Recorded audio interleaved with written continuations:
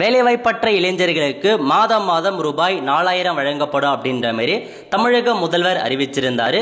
இந்த ஸ்கீமுக்கு யார் அப்ளை பண்ணலாம், இதுக்கு தேவையான எலிஜிபிலிட்டி என்ன, இதை பத்தி பார்க்கறதுக்கு முன்னாடி இது வரைக்கும் நம்ம பேஜை ஃபாலோ பண்ணல அப்படின்னா மறக்காம ஃபாலோ பண்ணுங்க. ஓகே, அதாவது வேலைவாய்ப்பு தாமத சூழல் நிதி உதவி வழங்கப்படும் அப்படின்ற மாதிரி தமிழக முதல்வர் பார்த்தா தேர்தல் வாக்குறுதியா கொடுத்திருந்தாரு. நீங்க வேலை தேடும் பட்டதாரியா இருக்கீங்க அப்படின்னா 4000 ரூபாய் கொடுப்போம் மாதம், டிப்ளமோ முடிச்சவங்களுக்கு 2500 ரூபாய் வழங்க அப்படின்ற மாதிரி தெரிவிச்சிருந்தாங்க. இந்த ஸ்கீம் பார்த்தா இதுக்கு முன்னாடியே தமிழக அரசு சார்பில் இருந்துச்சு. பட் இவங்க அவங்களுக்கான அமௌண்ட்டை மட்டும் உயர்த்தி அமைச்சு அறிவிப்பை கொடுத்துருக்காங்க. இந்த ஸ்கீம் எப்போ வேணாலும் பார்த்தீங்கன்னா ஜிஓ பாஸ் பண்ணி ரிலீஸ் பண்ணலாங்க. ஸோ உங்களுக்கு தகுதி என்ன இருக்கணும் அப்படின்னா, முதல்ல நீங்கள் வேலைவாய்ப்பு அலுவலகம் இருக்கு பாருங்க, எம்ப்ளாய்மெண்ட் ஆஃபீஸில் பதிவு பண்ணியிருக்கிறோம். எம்ப்ளாய்மெண்ட் ஆஃபீஸில் பதிவு பண்ணி 5 வருஷத்துக்கு அப்புறம் தான் இந்த ஸ்கீமை அப்ளை பண்ண முடியுங்க. இப்போ இந்த ஸ்கீம் லான்ச் பண்ணுறாங்க அப்படின்னு நீங்கள் 2021 வேலைவாய்ப்பு அலுவலகத்தில் பதிவு பண்ணியிருக்கணும். குடும்ப ஆண்டு வருமானம் வேற கண்டிப்பாக கேட்பாங்க. ஆண்டு வருமானம் 1,20,000 ரூபாய் இருப்பதற்கான வாய்ப்புகள் இருக்கு. அதை ஜியோவில் அனௌன்ஸ்மெண்ட் பண்ணுவாங்க. நீங்கள் முழுக்க முழுக்க தமிழ்நாட்டிலே படிச்சிருக்கணுங்க, அதுவும் ஒரு கைடன்ஸ்.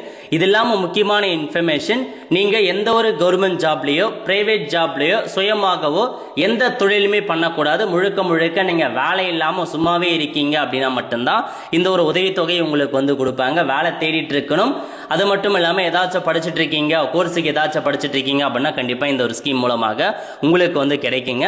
அதுதான் ஒரு அப்டேட்டாக மென்ஷன் பண்ணியிருக்காங்க. இப்போதைக்கு இதுதாங்க கைட்லைன்ஸ். இந்த தகுதி இருக்கு அப்படின்னா அப்ளை பண்ணலாம். இதில் முக்கியமான இன்ஃபர்மேஷன் என்ன அப்படின்னு பார்த்தீங்க அப்படின்னா, உங்களுக்கு எம்ப்ளாய்மெண்ட் அலுவலகத்தில் கண்டிப்பாக நீங்கள் பதிவு பண்ணி வச்சு ஆகணுங்க.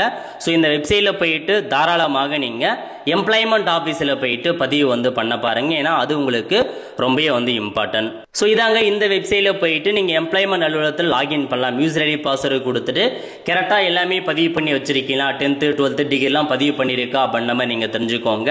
3 வருஷத்துக்கு ஒரு தடவை ரெனிவல் பண்ணணும், அதுவும் கரெக்டாக இருக்கா அப்படின்ற மாதிரி தெரிஞ்சுக்கோங்க. இந்த ஸ்கீம் எப்போ வேணாலும் விரைவில் உங்களுக்கு அமலுக்கு கொண்டு வரலாங்க.